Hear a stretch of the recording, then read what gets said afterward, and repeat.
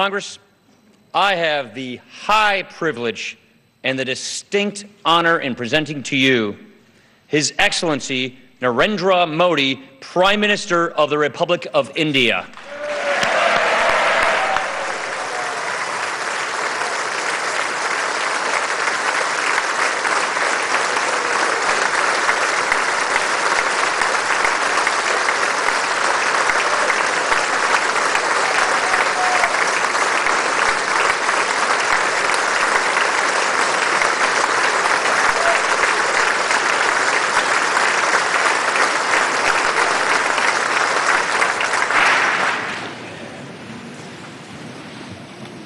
Mr. Speaker,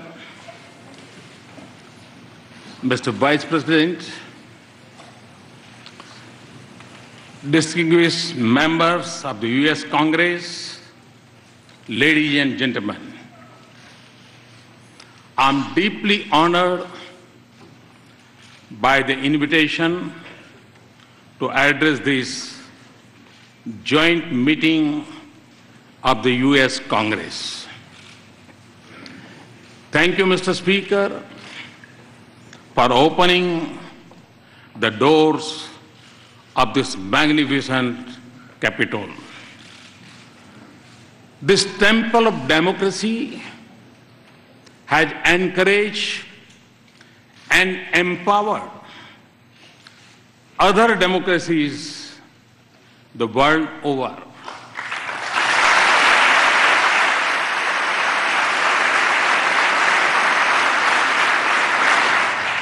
It manifests the spirit of this great nation, which is, in Abraham Lincoln's words, was conceived in liberty and dedicated to the proposition that all men are created equal.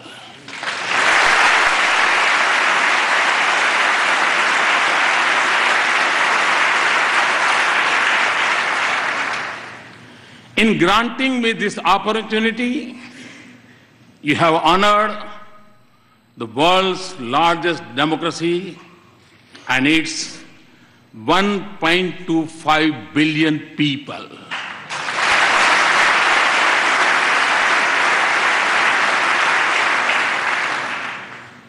As a representative of world's largest democracy, it is indeed a privilege to speak to the leaders of its oldest.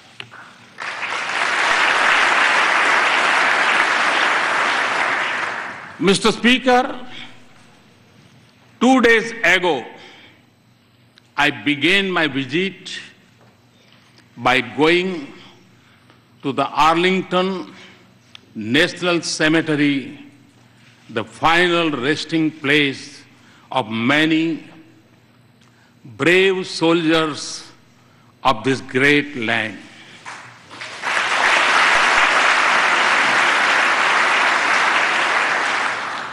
I honored their courage and sacrifice for the ideals of freedom and democracy. It was also the 72nd anniversary of the D-Day.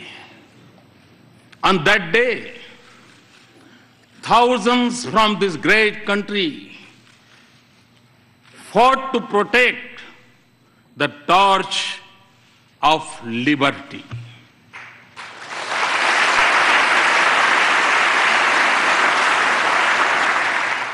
They sacrificed their lives so that the world lives in freedom. I applaud, India applauds the great sacrifices of the men and women from the land of the free and the home of the brave in service of mankind.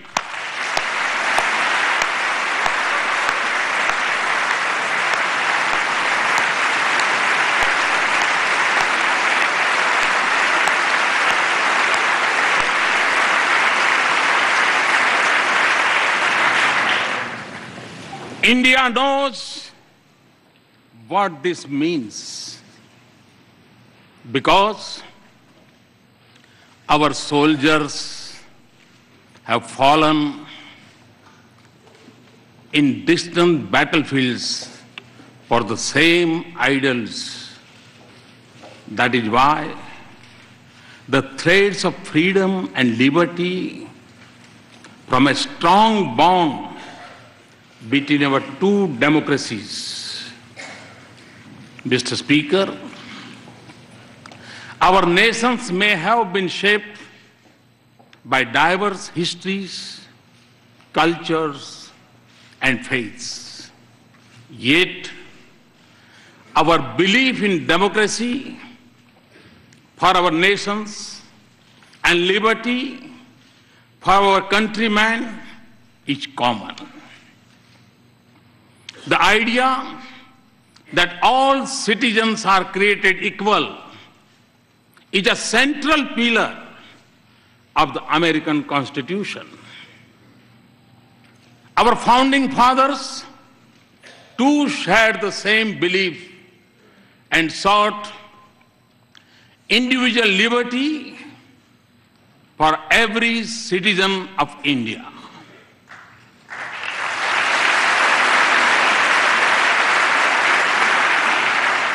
There were many who doubted India when, as a newly independent nation, we repose our faith in democracy. Indeed, wagers were made on our future, but the people of India did not waver. Our founders created a modern nation with freedom, democracy, and equality at the essence of its soul. And in doing so, they assured that we continue to celebrate our age-old diversity. Today, across its individuals and institutions, in its villages and cities, in its streets and states, are anchored in equal respect for all faiths and in the melody of hundreds of its languages and dialects. India lives as one. India grows as one. India celebrates as one.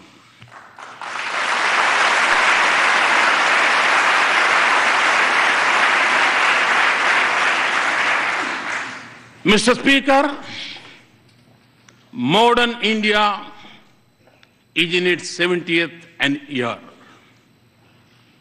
For my government, the Constitution is its real holy book. And in that holy book, freedom of faith, speech, and franchise, and equality of all citizens, regardless of background, are enshrined as fundamental rights.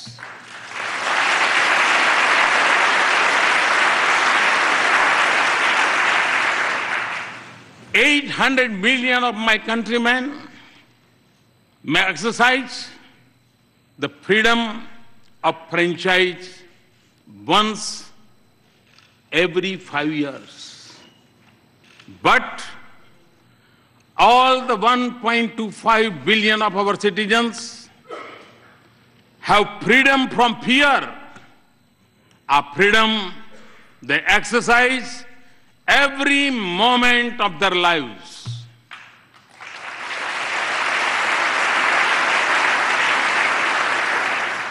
Distinguished members, engagement between our two democracies has been visible in the manner in which our thinkers impacted one another and shaped the course of our societies. Thoreau's idea of civil disobedience influenced our political thoughts. And similarly, the call by the great sage of India, Swami Vivekananda, to embrace humanity was most famously delivered in Chicago.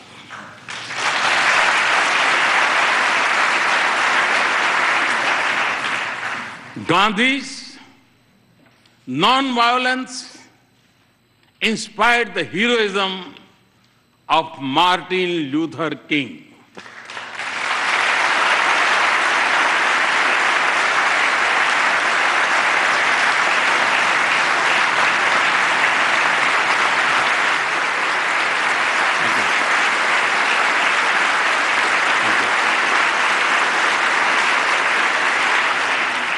Today, a mere distance of 3 miles separates the Martin Luther King Memorial at Tidal Basin from the statue of Gandhi at Massachusetts Avenue.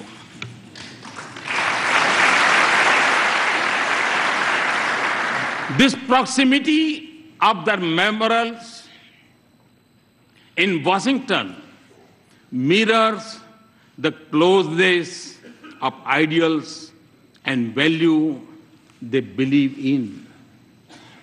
The genius of Dr. Bhimrao Babasaheb Ambedkar was nurtured in the years he spent at the Columbia University a century ago.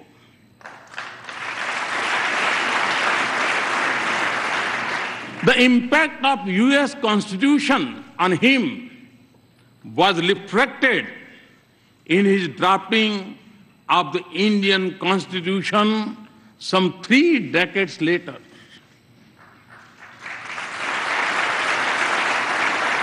Our independence was ignited by the same idealism that fueled your struggle for freedom.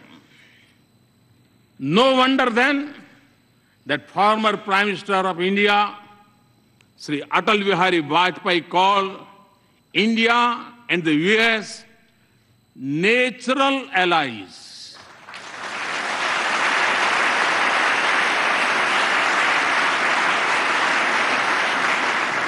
No wonder that the shared ideals and common philosophy of freedom shape the bedrock of our ties.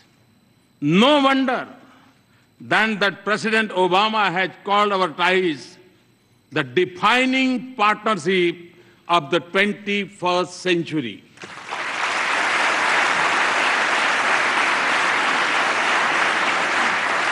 Mr. Speaker, more than 15 years ago, Prime Minister Vajpayee stood here and gave a call to step out of the shadow of hesitation of the past. The pages of our friendship since then tell a remarkable story. Today, our relationship has overcome the hesitations of history.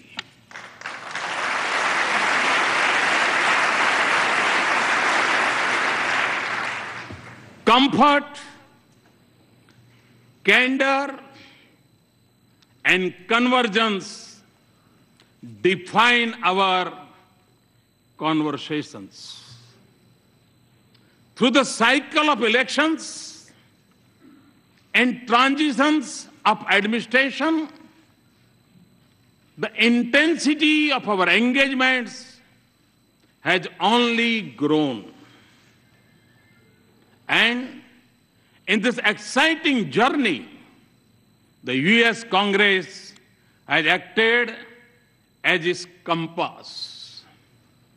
You have helped us turn barriers into bridges of partnership.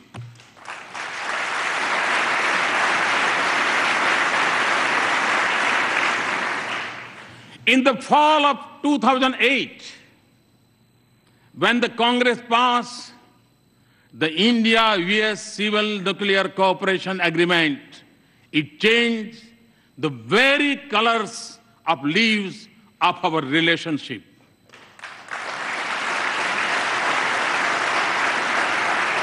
We thank you for being there when the partnership needed you the most. You have also stood by us in times of sorrow. India will never forget the solidarity shown by the US Congress when terrorists from across our border attacked Mumbai in November of 2008.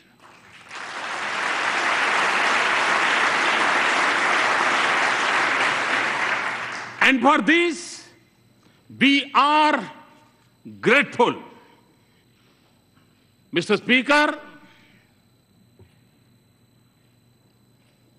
I'm informed that the working of the US Congress is harmonious.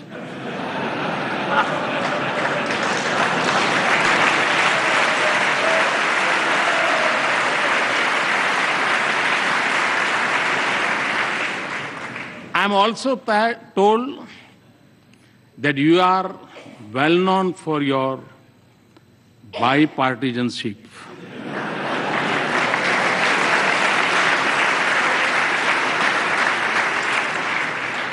Well, you are not alone. Time and again, I have also witnessed a similar spirit in the Indian Parliament.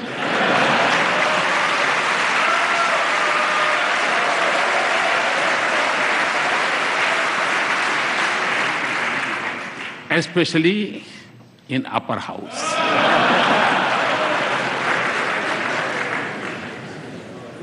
So, as you can see, we have many shared practices. Mr. Speaker, as this country knows well, every journey has its pioneers. Very early on, they shaped a development partnership, even when our meeting ground was more limited. The genius of Norman Borlaug brought the Green Revolution and food security to my country.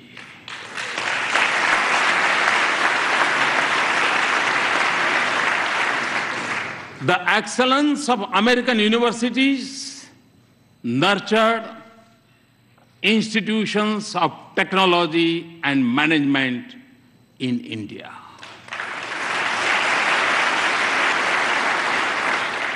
And I could go on, but fast forward to the present. The embrace of our partnership extends to the totality of human endeavor. From the depths of the oceans to the vastness of the space. Our science and technology collaboration continues to help us in cracking the age-old problems in the fields of public health, education, food, and agriculture. Ties of commerce and investment are flourishing. We trade more with the US than with any other nation.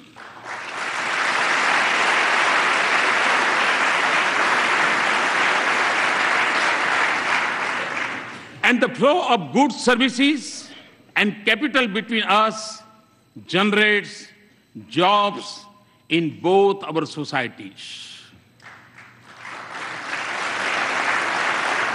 As in trade, so in defense. India exercises with the United States more than we do with any other partner.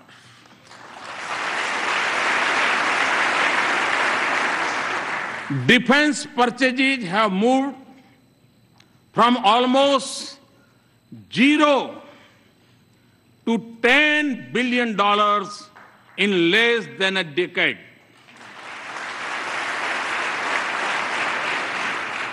Our cooperation also secures our cities and citizens from terrorists and protects our critical infrastructure from cyber threats.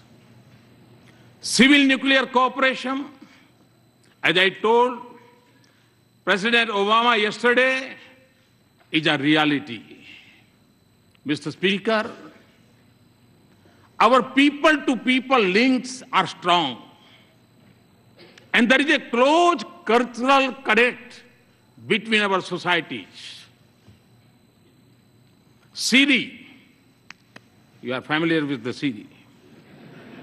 Siri tells us that India's ancient heritage of yoga has over 30 million practitioners in the US.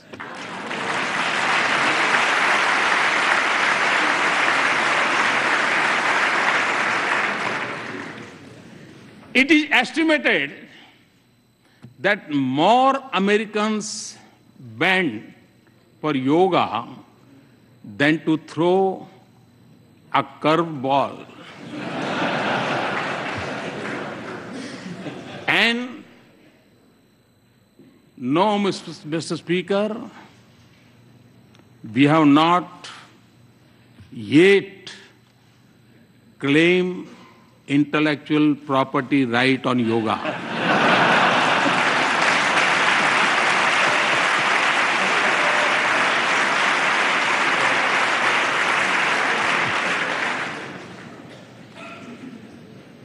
Connecting our two nations is also a unique and dynamic bridge of 3 million Indian Americans.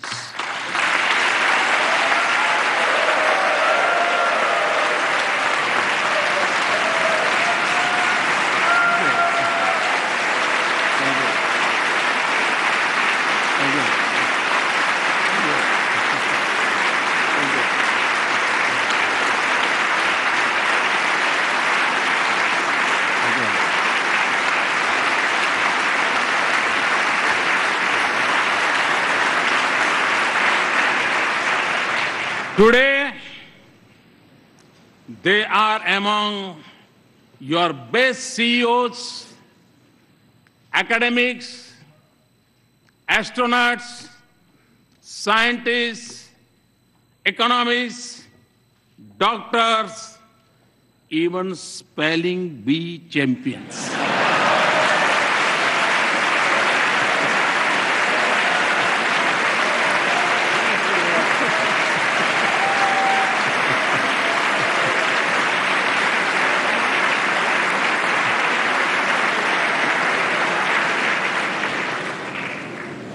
They are your strength. They are also the pride of India.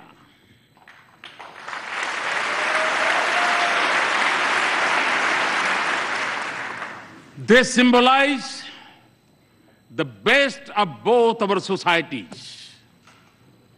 Mr. Speaker, my understanding of your great country began long before I entered public office. Long before assuming office, I traveled coast to coast, covering more than 25 states of America.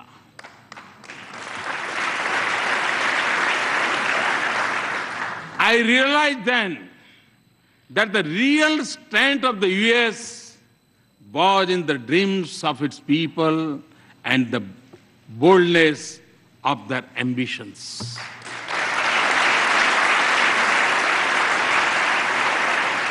Today, Mr. Speaker, a similar spirit animates India. Over 800 million youth are spatially impatient. India is undergoing a profound social and economic change. 1 billion of its citizens are already politically empowered. My dream is to economically empower them through many social and economical transformations, and do so by 2022, the 75th anniversary of India's independence. My to-do list is long and ambitious, but you will understand it includes a vibrant rural economy with a robust farm sector, a roof over each head, and electricity for all households. To skill millions of our youth, build 100 smart cities, have a broadband for 1 billion, and connect our villages to the digital world, and create a 21st century rail, road, and port infrastructure. These are not just aspirations. They are goals to be reached in a finite time frame and to be achieved with a light carbon footprint with greater emphasis on renewables.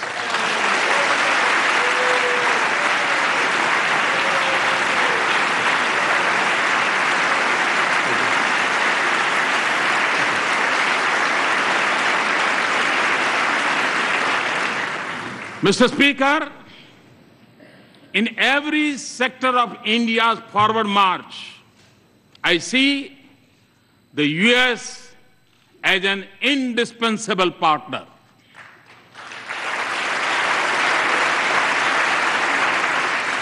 Many of you also believe that a stronger and prosperous India is in America's strategic interest.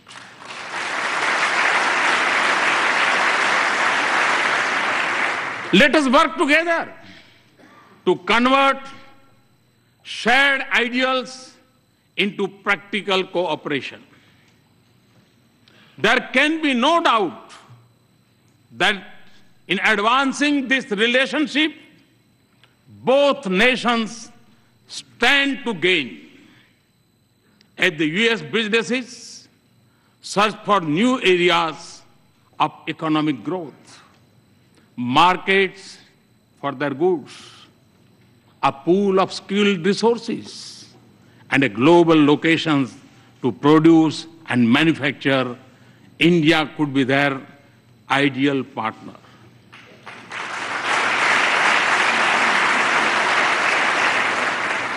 India's strong economy and growth rate of 7.6% annum is creating a new opportunities for our mutual prosperity. Transformative American technologies in India and growing investment by Indian companies in the United States Both have a positive impact on the lives of our citizens.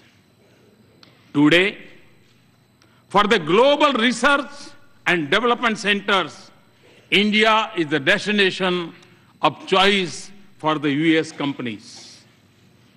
Looking eastward from India, across the Pacific, the innovation strength of our two countries comes together in California.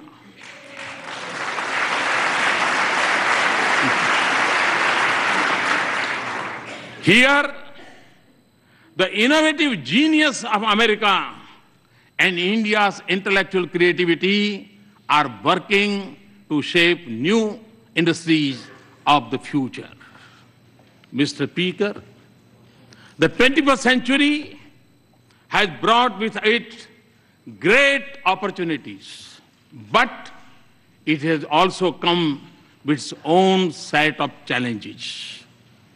While some parts of the world are islands of growing economic prosperity, others are mired in conflicts. In Asia, the absence of an agreed security architecture creates uncertainty. Threats of terror are expanding and new challenges are emerging in cyber and outer space. And global institutions conceived in 20th century seem unable to cope with new challenges or take on new responsibilities. In this world of multiple transitions and economic opportunities, growing uncertainties and political complexities, existing threats and new challenges, our engagement can make a difference by promoting cooperation, not dominance, connectivity, not isolation, inclusive, not exclusive mechanisms, respect for global commons, and above all, for international rules and norms. India is already assuming her responsibilities in securing the Indian Ocean region. A strong India-US partnership can anchor peace, prosperity, and stability from Asia to Africa and from Indian Ocean to the Pacific.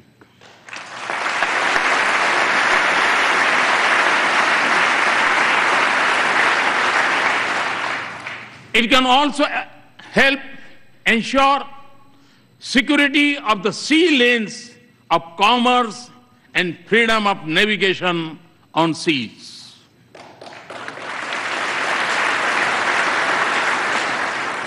But the effectiveness of our cooperation would increase if international institutions frame with the mindset of the 20th century, where they reflect the realistic of today.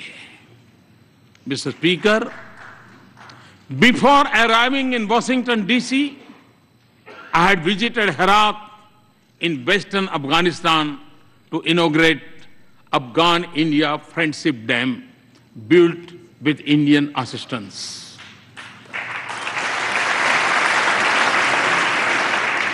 I was also there on the Christmas Day last year to dedicate to that proud nation, its parliament, a testimony to our democratic ties. Afghans naturally recognize that the sacrifices of America have helped create a better life.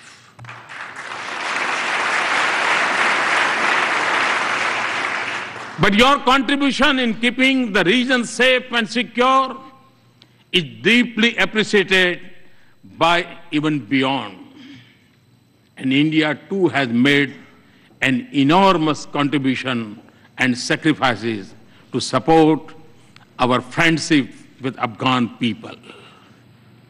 A commitment to rebuild a peaceful and stable and prosperous Afghanistan is our shared objective. Yet, distinguished members, not just in Afghanistan, but elsewhere in South Asia and globally, terrorism remains the biggest threat. In the territory stretching from west of India's border up to Africa, it may go by different names, from Lashkar-e-Taiba to Taliban to ISIS, but its philosophy is common, of hate, murder, and violence. Although it is a shadow spreading across the world, it is incubated in India's neighborhood. I commend the members of the US Congress for sending a clear message to those who preach and practice terrorism for political gains.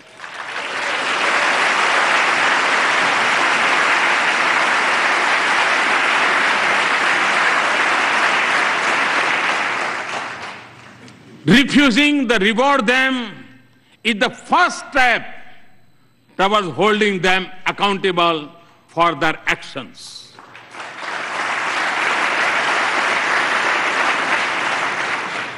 The fight against terrorism has to be fought at many levels, and the traditional tools of military intelligence or diplomacy alone would not be able to win this fight. Mr. Speaker, we have both lost civilians and soldiers in combating terrorism. The need of the hour is for us to deepen our security cooperation and base it on a policy that isolates those who harbor, support, and sponsor terrorists.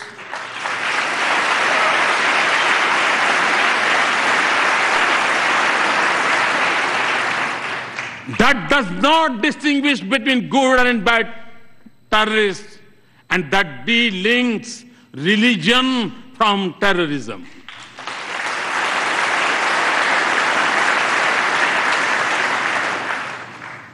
Also, for us to succeed, those who believe in humanity must come together to fight for it as one and speak against this menace in one voice.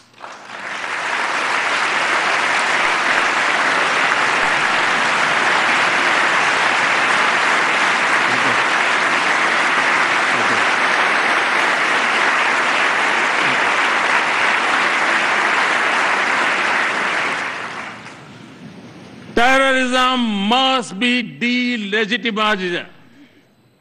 Mr. Speaker, the benefits of our partnership extend not just to the nations and regions that need it most. On our own, and by combating our capacities, we are also responding to other global challenges, including when disaster strikes and where humanitarian relief is needed.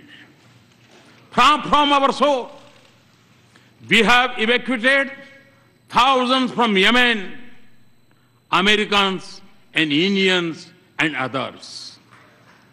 Nearer home, we have the first responders during Nepal's earthquake, in the Maldives water crisis, and most recently during landslide in Sri Lanka.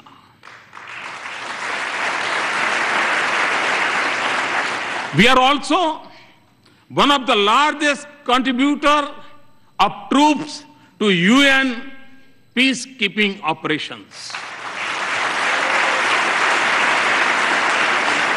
Often, India and the US have combined their strengths in science and technology and innovation to help fight hunger, poverty, disease, and literacy in different parts of the world. The success of our partnership is also opening up new opportunities for learning, security, and development from Asia to Africa. And the protection of environment and caring for the planet is central for our shared vision of a just world.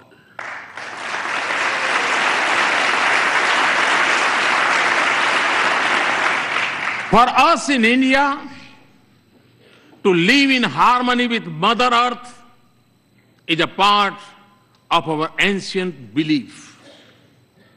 And to take from nature only what is most essential is a part of our Indian culture. Our partnership, therefore, aims to balance responsibilities with capabilities. And it also focuses on new ways to increase the availability and use of renewable energy.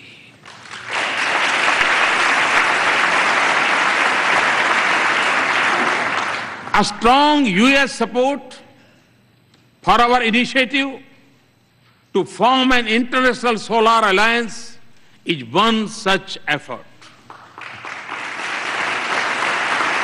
We are working together not just for better future for ourselves, but for the whole world.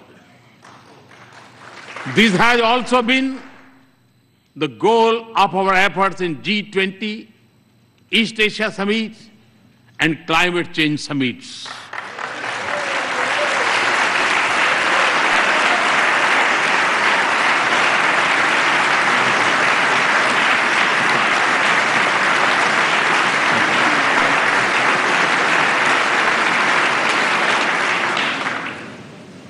Mr. Speaker,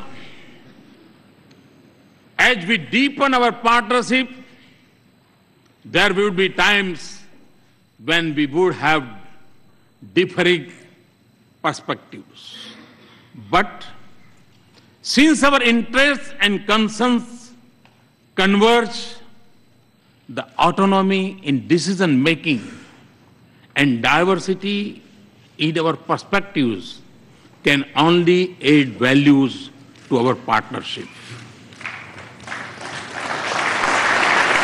So, as we embark on a new journey and seek new goals, let us focus not just on matters routine, but also transformation, all ideas. Ideas which can focus not just on creating wealth, but also creating value for our societies.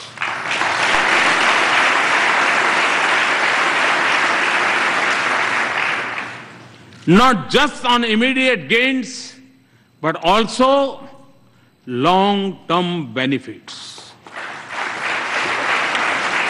Not just on sharing best practices, but also shaping partnerships, and not just on building a bright future for our people, but in being a bridge to a more united, human, and prosperous world.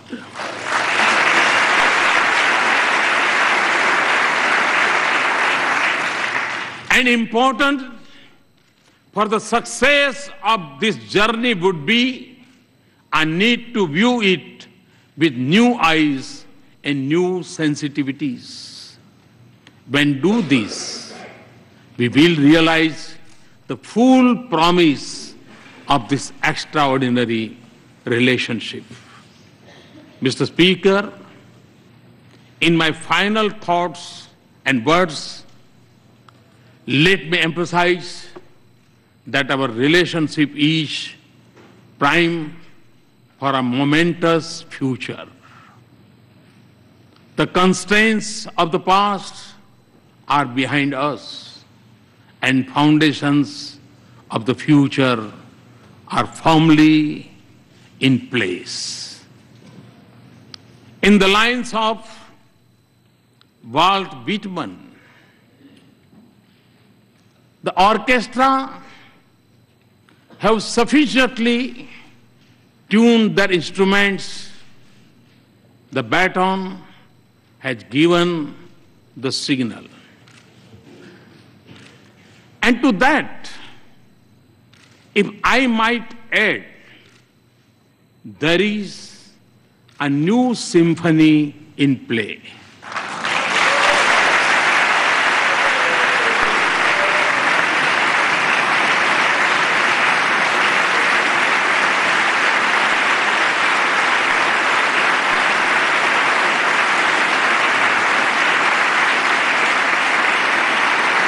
Thank you, Mr. Speaker and Mr. Vice President, distinguished members, for this honor.